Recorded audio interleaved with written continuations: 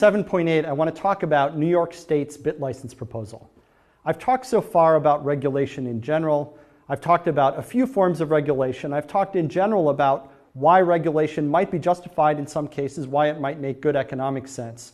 But now I want to talk about a specific effort by a specific state to introduce specific regulation of Bitcoin. We'll dig a little bit into what the bit license proposal would do. This is an issue that is current as of the filming of this lecture, that'll be current as of the release of this lecture, and it gives you a snapshot of the kinds of things that regulators are doing.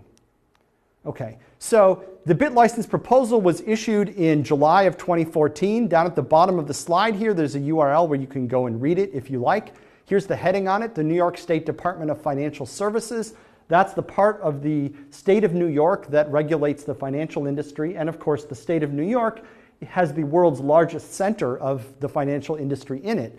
And so it's a part of the New York State government that is used to dealing with relatively large institutions.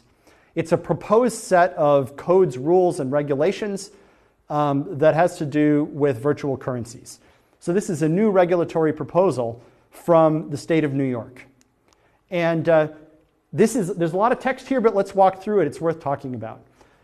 What the regulation fundamentally says is that you would need to get something called a bit license from the New York Department of Financial Services if you wanted to do any of the things listed on this slide. If you wanted to engage in virtual currency business activity, that means any one of the following things if you're dealing with New York or a New York resident. So if you're doing any one of these 5 things and any of your customers are in New York, and perhaps consult your lawyer, if you have business partners or other aspects of your business in New York relating to this, you need a bit license. The first thing is receiving virtual currency for transmission or transmitting virtual currency. Second, securing, storing, holding, or maintaining custody or control of virtual currency on behalf of others. This might cover something like wallet services or other sorts of things, or perhaps exchanges. Buying and selling virtual currency as a customer business. You can apparently buy and sell it for yourself, but doing it as a customer business, you need a bit license. Performing retail conversion services, including conversion or exchange of fiat currency or other value into virtual currency, conversion or exchange of virtual currency into fiat currency, or the conversion or exchange of one form of virtual currency into another form of virtual currency. So if you're trading virtual currency for fiat currency or virtual currency for virtual currency. And finally, controlling, administering, or issuing a virtual currency. If you're doing any one of those things in the state of New York or operating with a New York State resident, then you need to get a bit license from the New York Department of Financial Services if this regulation goes into effect.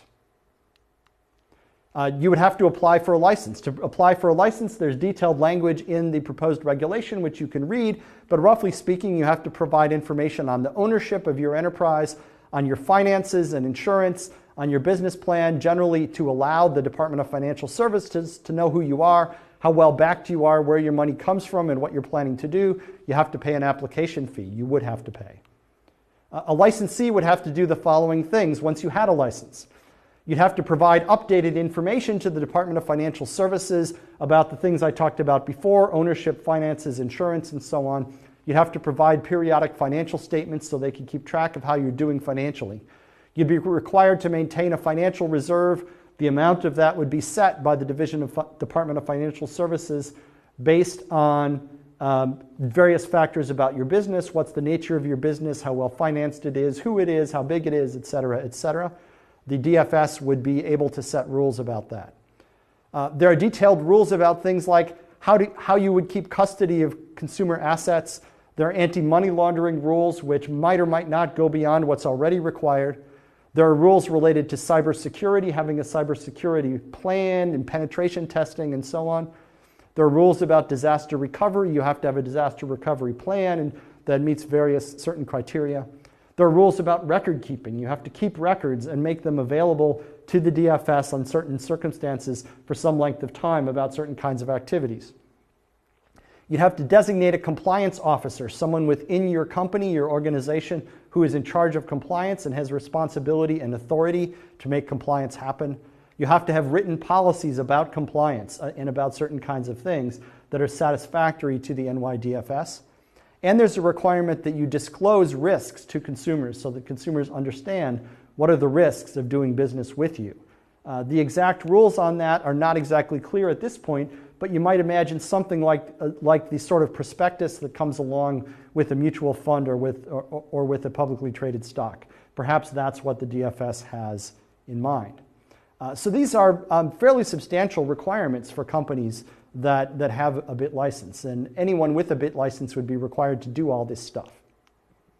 The state of the BIT license proposal right now, the situation that it's in as of this filming, which is August 2014, is it has been proposed by the New York Department of Financial Services. It's been formally proposed. You can go read the document, the proposal at the URL that was on the earlier slide.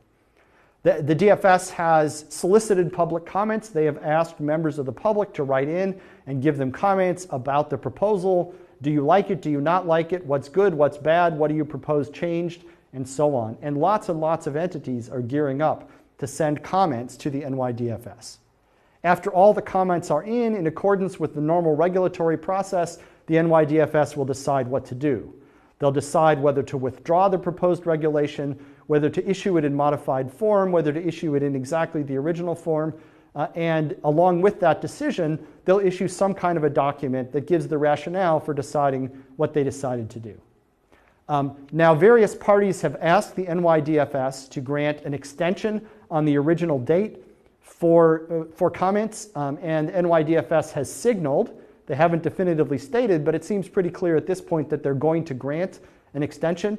Because of that, I don't currently know the date. I can't tell you the date by which you have to comment, but you can go and look at the NYDFS website to get the current status. If you're an interested party, by all means, I would encourage you to comment. I would encourage you to get together with others and comment together. And I would advise you to make comments which are thoughtful and constructive and give the NYDFS reasoned arguments. Comments of the sort of, this is the coolest thing ever, or you guys are total idiots, you don't know what you're doing, might make you feel good, but they're not going to affect what the NYDFS does. My prediction at the end of the day is that some kind of BIT license is likely to be put in place by the NYDFS. Maybe it will be reduced from the scope or changed from what was originally proposed, but some kind of BIT license, some kind of licensing regime which calls itself BIT license, I predict, will be put in place by the New York Department of Financial Services. If this happens, or if New York doesn't do it and somebody else does something similar, the result will be that if you want to do business in any of the business sectors that we talked about on the previous slide, you would need a BIT license from the state of New York in order to operate. And if this goes into effect, this would really be a major step in the history of Bitcoin.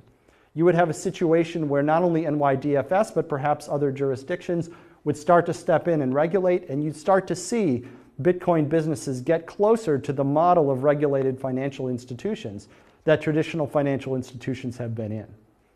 This would be a step that really is in some ways contrary to some of the initial cypherpunk or cyber-libertarian ideas about what Bitcoin was supposed to be.